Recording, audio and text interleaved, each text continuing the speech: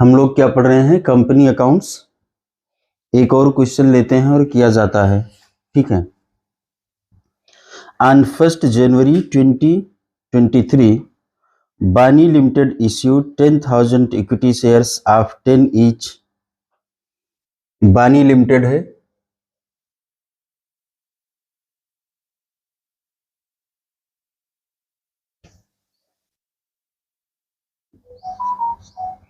वानी लिमिटेड ने क्या किया है? इशू किया है 10,000 इक्विटी शेयर। बात समझ में आ रही है? इससे क्या पता चलता है कि जो 10,000 शेयर मार्केट में इशू किए गए हैं, एप्लीकेशन इससे कम आ सकती है, इससे ज्यादा आ सकती है। अगर इससे अधिक आती है तो हम 10,000 तक इशू करेंगे, 10,000 ही आती है तो ठीक है, और अगर इससे कम आती है तो हम देखते हैं मिनिमम 90% तक की अगर एप्लीकेशन आई है तो इशू किया जाता, नहीं तो नहीं किया जाता है, ठीक है। ये तो हमने जो बोला थियरी के लिए बोला, बाकी क्वेश्चन में जो दिया रहता है वो तो आपको करना है। 10 ईच, इसका 10 रुपए है, ₹10 ईच। पेबल कैसे है? एप्लीकेशन पर कितना है? 3 रुपए। अलॉटमेंट पर कितना है? 3 रुपए। और फर्स्ट एंड फाइनल कॉल पर कितना है?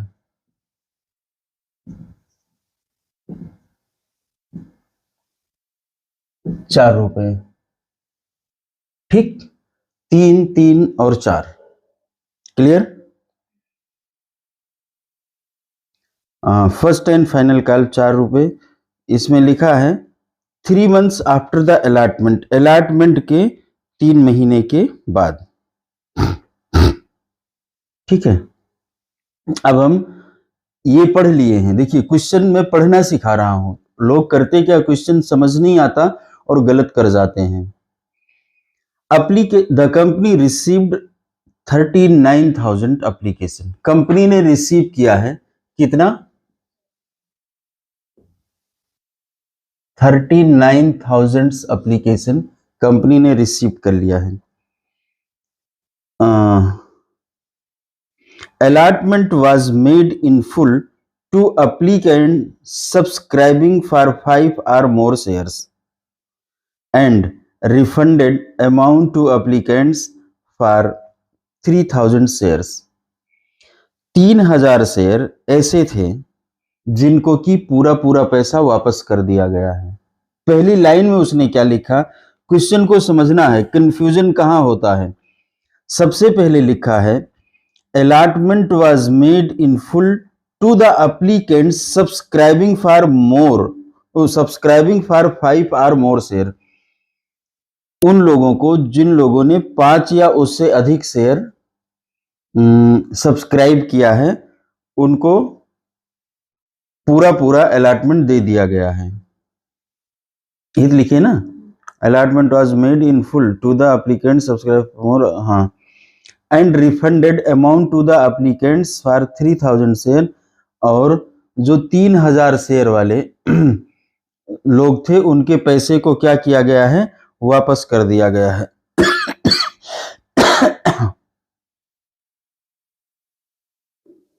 एक गलत हो गया, पहली लाइन में गलती कर बैठे हम, क्योंकि अभी पढ़ने से कंफ्यूजन क्रिएट कर रहा था। गलत क्या पढ़ दिया?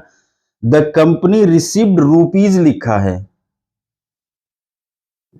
तो यहां पर रिसीव्ड रुपीज लिख दिया, मतलब 39,000 रुपए मिले हैं। बात को समझना है, 39,000 रुपया मिला है, ना कि 39,000 एप्लीकेशन आई है। गलत पढ़ दिया हमने, क्योंकि अब देखो, अब जब लाइन हम पढ़ रहे थे तो कंफ्यूजन हो रहा था। अब क्या किया? 3,000 ऐसे शेयर हैं जिनको कि हमने पैसे वापस कर दिए, तो ये कितना हो गया? 9,000। बचा कितना? 30,000। बात समझ में आ रही या नहीं? बोलिए, आ रही ना? कितने 3000 एप्लीकेशन वापसी कर दिया है। तो कितना रुपया मिलता था एप्लीकेशन पर? 3 रुपए। तो 3000 इंटू 3 इज इक्वल टू 9000, 39,000, 39,000 में से 9000 रिफंड कर दिया गया। अच्छा, तो 10,000 पर बाकी कितना आना चाहिए था? 10,000 इंटू 3 इज इक्वल टू, मतलब फुल अलॉटमेंट सबको बाकी को किया गया है। क्वेश्चन अब समझ में आया? क्लियर है ना? कोई डाउट है तो पूछ लो, नहीं है तो हम लोग आगे बढ़ते हैं। तो एक काम करें, इतने पर हम अब एंट्री बना लें, रख दें इसको। इसी लाइन से पहली एंट्री बन जाती। जब ये लाइन हमने पढ़ा तो पहली एंट्री हमारी हो जाती। कैसे हो जाती? पैसा आया, पैसा आने की एंट्री, डेट वगैरह डालते हैं। बैंक में पैसा आता है, बैंक अकाउंट डेबिट 39,000, और यहां पर टू क्या लिखते हैं? शेयर एप्लीकेशन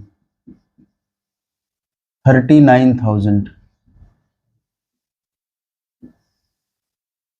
ठीक। अच्छा, बैंक और कैश दोनों ही लिख सकते हैं हम, हैं? उसमें तो कोई दिक्कत है नहीं? नहीं, दिक्कत है। कैश नहीं लिख सकते हैं कभी भी। शेयर, डिवेंचर, इन सब के पैसे कैश में नहीं आते हैं। हमने बताया था कि पैसा पहले आता है, बैंक में डिपॉजिट किया जाता है, और पैसे का यूज तभी किया जा सकता है जब हम उनको शेयर इशू कर देते हैं। और हमने उसके पीछे कहानी भी शायद बताई होगी, लेकिन अभी आज कहानी बताने का वो नहीं है।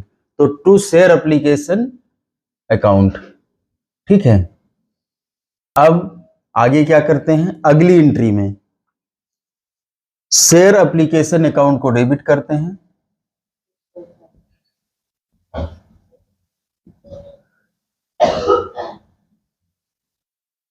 कितने से? 39,000 से।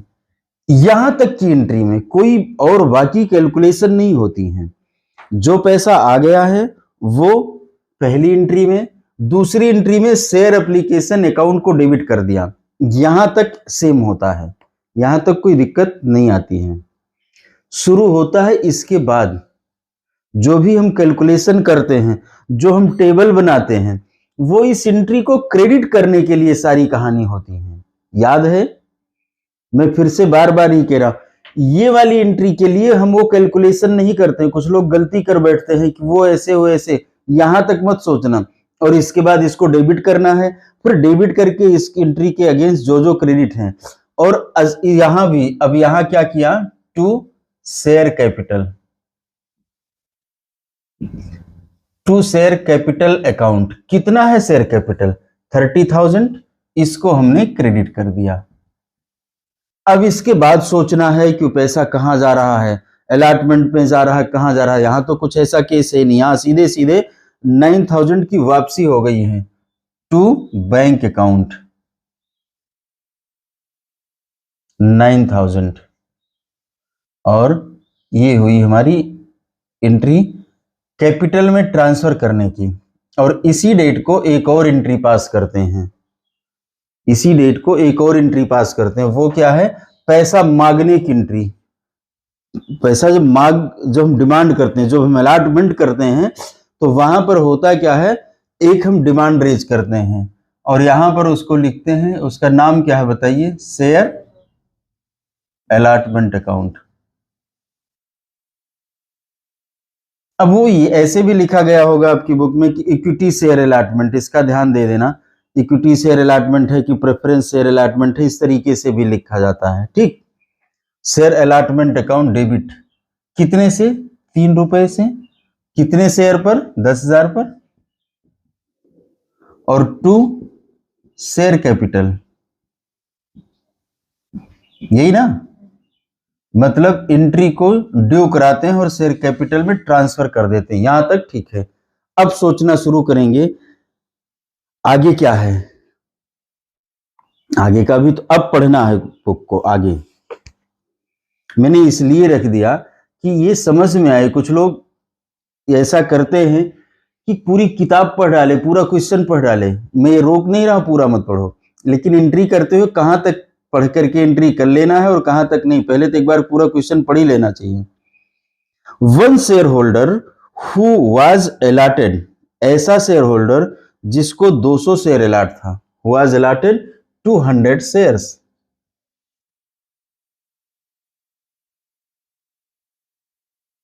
Paid first and final call with allotment money. क्या कह रहे हैं? फर्स्ट और फाइनल कॉल भी अलॉटमेंट मनी के साथ में दे दिया। इसका मतलब है कि 200 शेयर पर 4 रुपए अधिक आ गए, इंटू 4 कितना हुआ? 800। कोई डाउट?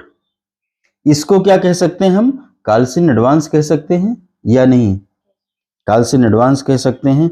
अब सवाल यह है कि कॉल्स इन एडवांस हमारे लिए क्या है? लाइबिलिटी है।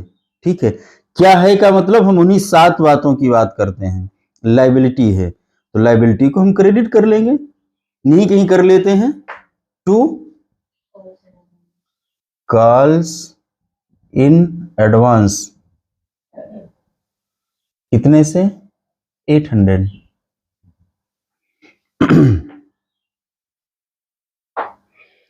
आगे आगे आगे फिर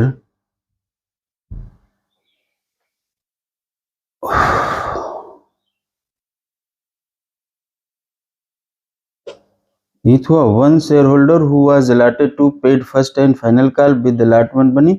हाँ, and another share holder did not pay allotment money on his 3। एक और शेयर होल्डर है, 300 शेयर इनको अलॉट किया गया और इन्होंने अलॉटमेंट मनी नहीं दिया, मतलब 900 रुपए अभी नहीं मिले हैं। बात समझ में आ रही है? तो 900 रुपए जो नहीं मिले हैं वो हमारे लिए क्या है? असेट है, डेटर है। ठीक है, तो उसको हम क्या नाम देते हैं? Calls in arrear. ये कितना है? 900। मिलना कितना था? अरे देखो, शेयर अलॉटमेंट में हमने गलत लिखा, तुम लोग भी नहीं बोले। ये तो 10,000 शेयर है ना, तो वैल्यू तो 30,000 होगी। अब हमने गलत लिखा तो किसी को बोलने की क्या जरूरत है। पैसा बैंक में आ गया। अच्छा, बैंक अकाउंट डेबिट कितना बताइए? 30,000 कैसे मिलेगा? कुछ पैसा तो कितना लिख लें? देखो, मिलना कितना था? 30,000। उसमें एडवांस कितना मिल गया? 800। तो ये हो गया 30,800। कितना नहीं मिला? 900। तो ये कितना हुआ? 29,900। तो बैंक में हमारे आया 29,900 और 2 शेयर अलॉटमेंट कितने से? 30,000 से। ठीक, क्लियर है?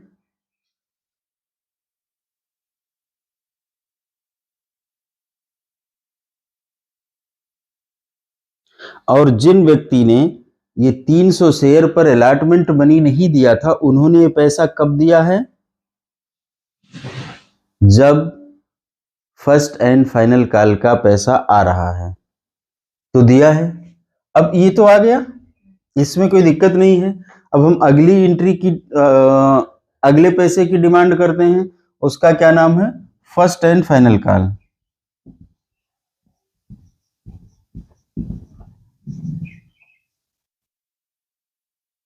कितना?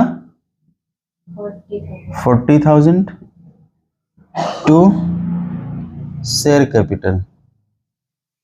ये वाली एंट्री करते हुए हमको ये नहीं देखना होता है कि कितना आया है और कितना गया है। लोग यहीं से कुछ लोग दिमाग लगाना चालू कर देते हैं। अब इस एंट्री को पूरा करेंगे कैसे? पैसा आएगा ना, बैंक में कितना आएगा पहले निकाल तो लें। कितना बैंक में आ रहा हमारे? कितना आ रहा? आना कितना था? 40,000 नॉर्मली, लेकिन हमको कुछ पैसे एडवांस मिल चुके हैं कितने पैसे एडवांस मिल चुके हैं? 800। तो ये तो 800 आएगा नहीं। अब कितना बचा?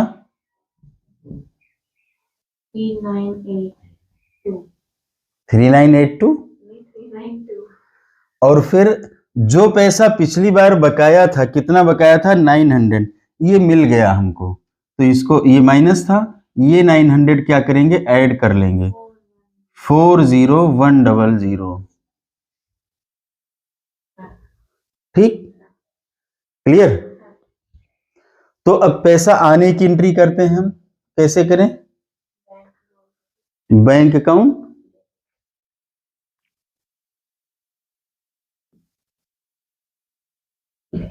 कितने से? 40,100। हाँ, ये तो अभी हम लोगों ने कैलकुलेट किया ना। कोई इसमें डाउट है क्या? हाँ, है तो बता दो अभी।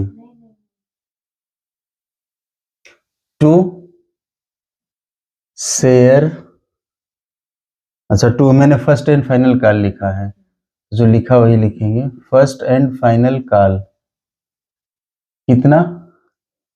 40,000। अब क्या करें? अब तो कुछ और एंट्री करनी पड़ेगी, बताइए। हाँ, 2, कुछ तो यहाँ काल से नरियर कहीं लिखा था हमने ना, इसको क्रेडिट करना पड़ेगा। काल सिन एरियर कितने से? बोलो जल्दी।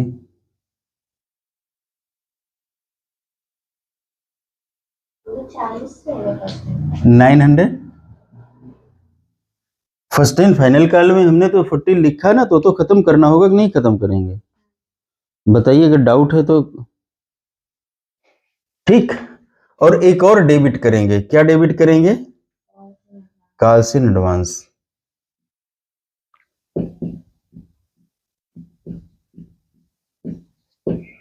कितने से?